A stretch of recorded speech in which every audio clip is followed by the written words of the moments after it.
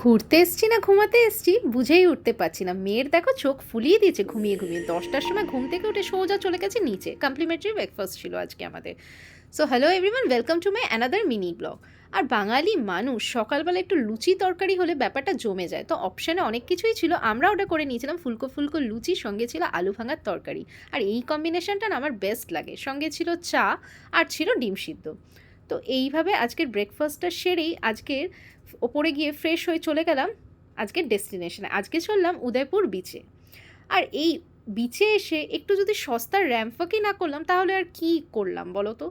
তারপরে তো মামুনির অ্যাটিটিউড দেখো, 80 টাকার ডাব নিয়ে কত না অ্যাটিটিউড, কিন্তু দুঃখের বিষয় কি বলবো জানো, জলই ছিল না, শ্বাসটাই যা ছিল, একদম পুরো ঠকে গেছি। যাই হোক, বিচে এসে একটু এইসব করতে হয় বুঝলে তো, নাহলে আর কি করলাম বিচে এসে। তারপরে তো প্রচুর ভিডিও টিডিও শ্যুট করে একদম ট্যান ট্যান ফেলে দুটো ছাতা নিয়ে গেছিলাম, কী করতে যে নিয়ে গেছিলাম এখনও বুঝে পেলাম না, এত ট্যান ফেলে দিয়েছি। যাই হোক, সমুদ্রে যাবো একটু ট্যানই পড়লাম না তাহলে কি করে হয়।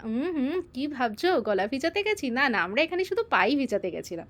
আর তারপরে তো এখানে যেই টানের জন্যে আসি, এই যে কাঁকড়া, উফ কী যে বানায় না এখানে কাঁকড়াটা, এই কাঁকড়ার স্বাদ কিন্তু একদম ভোলা যাবে না, অসাধারণ খেতে। সঙ্গে নিয়েছিলাম পমফ্রেট ফ্রাইও।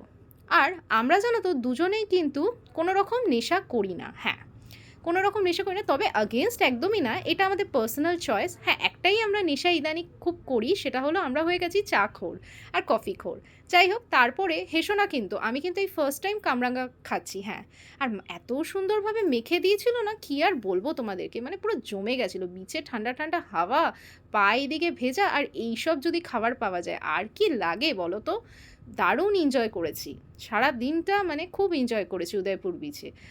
আর তারপরে তো এইসব খেয়ে আমরা সোজা একটুখানি হেঁটে ওপরে চলে গিয়ে আইসক্রিম খেয়ে নিলাম। আর এখানে তো দীঘায় এসে বিভিন্ন রকম কুলফি খেতে বেশ লাগছিল। আজকে ট্রাই করলাম কাজু কুলফি, যেটা খেতে তো এত অসাধারণ ছিল, অত অসাধারণ ছিল যে আমরা আবারও একটা করে নিয়েছিলাম। আর একটুখানি বিচে এসে এরকম পা দুলিয়ে দুলিয়ে যদি আইসক্রিমই না খেলাম তাহলে কি করলাম বলো তো। এইসব করতে হয় বিচে এসে। তারপরে তো সোজা হোটেলে এসে বর্ত আগের দিন আসার সময় একগাদা খাবার এনেছিল, সেগুলোই খেয়ে নিচ্ছিলাম, এই জিরে কোলা, লিমকা, তারপরে তোমার পেস্ট্রি।